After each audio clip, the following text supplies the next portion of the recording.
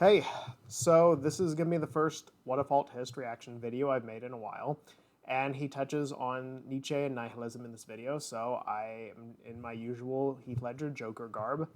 Um, Before I get into this, I wanted to quickly just say a few things. One of which is, it's been kind of a wild year, which is why I've been, really slow in developing this channel. But things are hopefully starting to normalize a little bit. I just recently got a new job, which is the fourth job I've had in the last year and a half. So hopefully things are getting back to normal. Um, also, I really don't have any disrespect for Whatifalthist. I just usually find his videos both interesting and irritating, which is why I cannot help but react to them. He has a lot of the same interests in me, like business, philosophy, and history. So that's why I make these reactions, not because I hate him. But, anyways, getting to the topic at hand, why communism is a failed religion, which was the title of his video. And it's a very interesting concept because I actually kind of really understand what he means by that. You know, I am not a communist. I am an atheist, but I disagree with a lot of aspects of communism, just like I disagree with some aspects of extreme woke political leftism. And communism, of course, is a little different though than that because communism, for one, it's a largely dead system. North Korea is the only true communist state left. China is changing rapidly. And the Soviet Union is dead. Um, but there's a number of reasons why I agree and disagree with Whatifalthist's views on communism.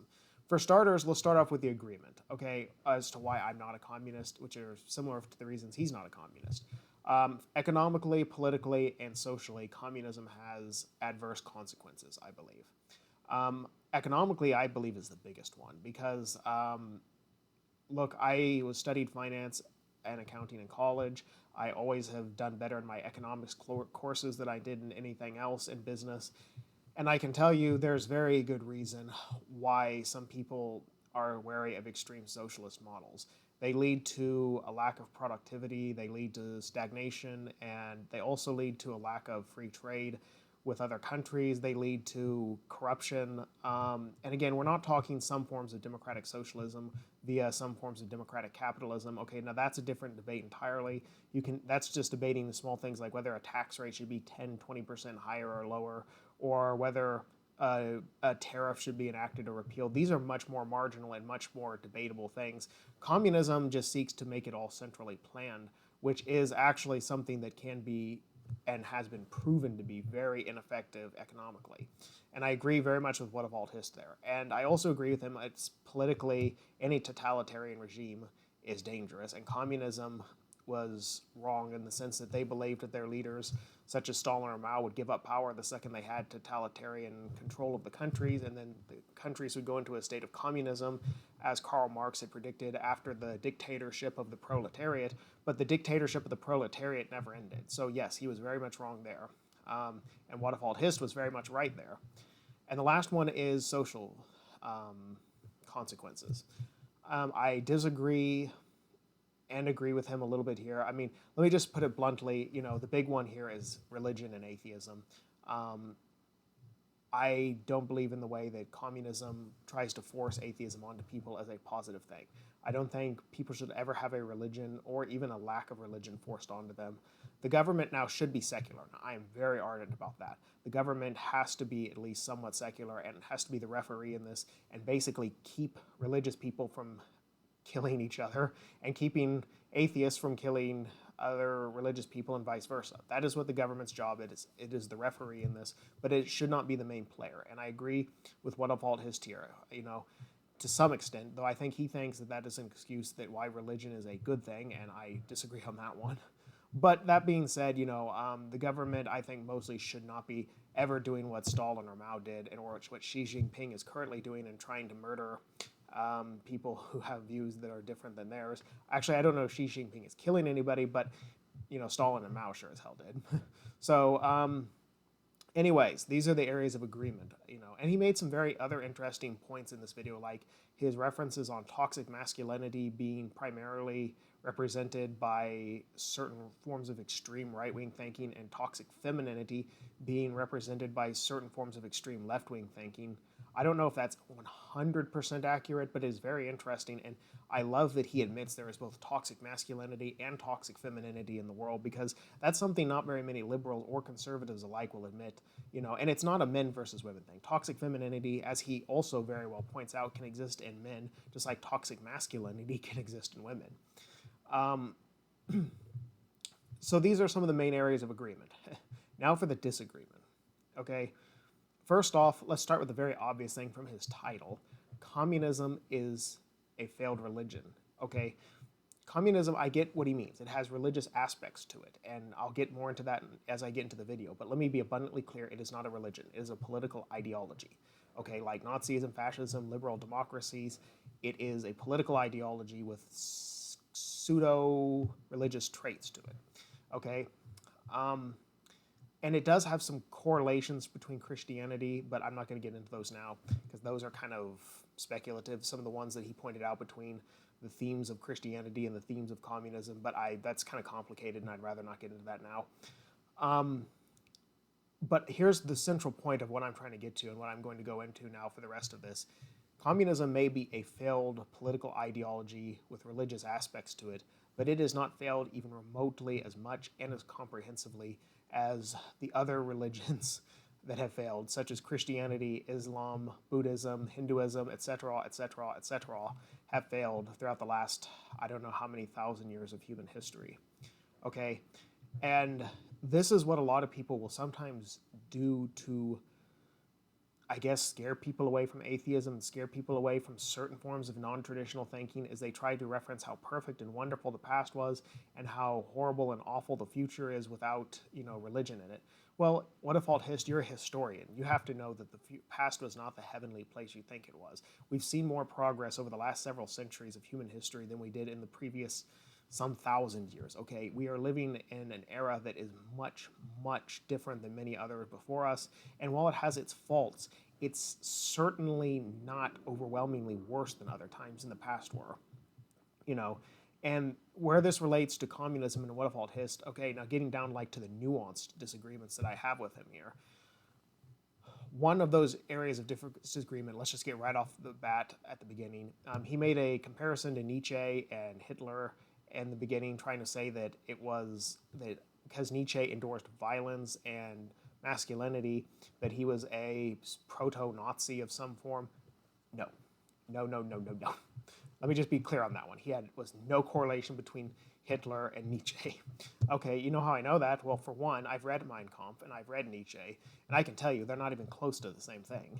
Okay, for one, Hitler was not smart enough to understand Nietzsche. You have to be very intelligent to understand, or very well informed, I would say, about philosophy to understand certain parts of what Nietzsche wrote. I do not understand most of what Nietzsche wrote because I'm not a PhD in philosophy, but it's not what Hitler said. There's only one tie-in between the two that Hitler misinterpreted between Nietzsche. One was that Nietzsche was pro-war, and Nietzsche was more pro-war than most other people would be.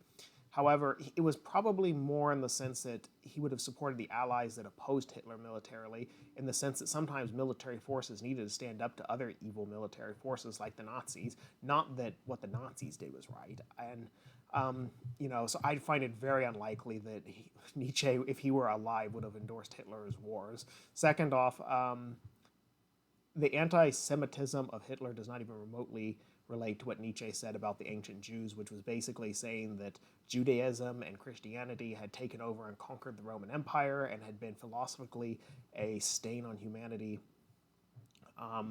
Not that Jews themselves were racially inferior, which he actually condemned that form of racism, which is, of course, what Hitler believed. But anyways, I don't want to get too hung up on that. That was one very stupid point he made, and I had to push that away. Another thing I'm going to push back on now, of course, going back to communism, is, there are things I disagree with and agree with about communism, but communism is not pure evil, okay? In the countries that it took place in, it was flawed, but it was not that much more flawed than some of the systems that already had inhabited those regions. Russia was a feudalistic czarist regime, and it had all sorts of social problems due to not going through the same evolutions that some other European countries had gone through. China was going through an immensely difficult, revolution and civil war, not to mention the Japanese invasion of China, which is what partially led to communism taking over, because in that kind of circumstance, it maybe made some sense, you know. Now that being said, I'm not a communist. I'm not saying it was the ideal system. I don't know if Chiang Kai-shek or Mao Zedong had won, who would have been which one would have been the better scenario. But, you know, to be 100% honest, you know, I don't think communism has any relevance in the modern world, but I do think maybe 100 years or so ago, I can see where it began to take hold. And so trying to just, you know, write it off as, you know, this thing that ruined these wonderful countries, I think he called it a cancer that ate those countries with potential. That's stupid. Okay, that's false. It did not. These countries were not, you know, they were going through a lot of problems before communism took over. Okay, and so it's a system that I believe is still an improvement on many ancient systems. Just it has many flaws inside of it.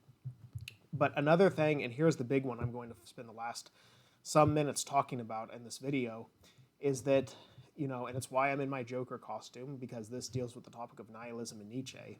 You know, I agree with what Nietzsche wrote when he said that in the wake of the death of God, we must learn to become gods in and of ourselves. And what people don't realize is what Nietzsche meant by that is he is not meaning that God literally laid down and died. He means that the belief in God is dead, and that we have, as a society, come to the realization that there probably is no God, and in its place we must become, you know, the gods that we used to worship. And what he means by that is it's essentially a reference to nihilism, and it's basically saying that life is meaningless, and the meanings that we had set before us and the morals we have realized are largely baseless, and we must learn to evaluate that meaning for ourselves and those morals and those principles for ourselves. And Nietzsche forewarned about the government being a potential pitfall or a potential way in which people could try to find meaning in life and try to absolve themselves of nihilism. You know, that they would look to collectivism, that they would look to group thinking, that they would look to pure pleasure seeking or hedonism. And these are some of the dangers of the modern world. However, you know, this was not, and let me repeat, this is the biggest thing about why I disagree with Whatifalthist here and what people misinterpret. This was not an endorsement on the part of Nietzsche to say, okay, let's go back to Christianity, let's go back to Islam, let's go back to all the ways of the past. No, he was more just warning us about the, you know, dangers that we would have to encounter, you know, in the future, and that it's not going to be just, you know, all flowers and roses. We can't look to the government to solve all our problems. We can't, you know, it's not now that we've disproved the existence of God and a lot of the religious principles that used to govern society, it's not that automatically all of society's problems are solved now.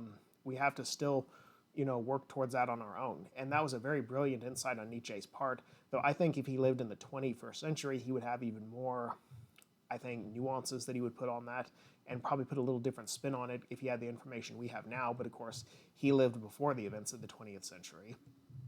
So, you know, there are reasons to take that quote with maybe just some skepticism as well. But, you know, the point I'm trying to make in this, you know, is that, you know, just because we now know that, you know, communism is a failed ideology does not mean that we necessarily, you know, have to embrace other failed ideologies that came before it. It doesn't mean that feudalism and Tsarism in Russia was right. It doesn't mean that we need to have the ancient dynasties of China back. It doesn't mean we need to go back to Christianity, Islam, or any of these other systems. For instance, in Iran, where communism lost and the mullahs won, look at what Iran has been in the previous decades. It's become a theocratic, backwards, warring regime.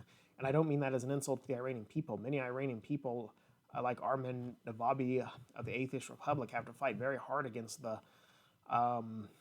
you know, the religious extremism that dominates those countries. And let me be abundantly clear, if you gave me the choice between communism and some regime like that, yeah, I'd take communism every second of every day. You know, it's got its flaws, but it's ultimately still a modern way of thinking, you know. But again, we don't have to choose between those two. There's somewhere between being a Nazi and being a communist, or being a communist, or being a religious extremist, a Mormon, you know, religious fundamentalist. Okay, you don't have to cling to one extreme just because you reject the other. You know, and this is a problem you encounter with a lot of both liberals and conservatives alike, is they will so demonize the other side that they have no problem with extremists in their own side. And, you know, I'm getting a little off topic here and starting to rant just a little, so I'm going to cut it short here. But where I'm just going with this ultimately is that, you know, Just because communism was a failed religion does not mean we need to embrace other failed religions such as Christianity, Islam, and the likes of other thousands of religions that have inhabited this planet. So if you disagree, feel free to say so in the comment section below. But other than that, just thanks for watching and see you next time. Bye.